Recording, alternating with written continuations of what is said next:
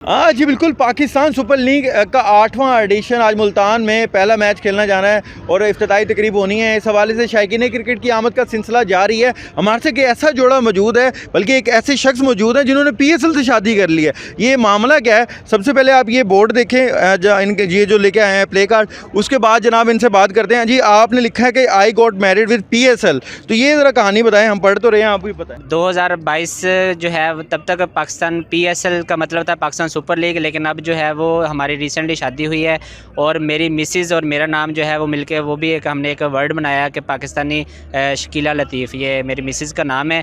तो इस हिसाब से जो है वो मैंने अपना एक ये मेंशन किया, क्योंकि हमारी शादी भी रिसेंटली हुई और हमने हनीमून का आगाज़ जो है वो PSL के मैचेस से किया है और इंशाल्लाह ये मैचेस जो हैं वो हम मैक्सिमम देखेंगे और उसके बाद फिर हम नॉर्दर्न एरिया की तरफ जाएंगे।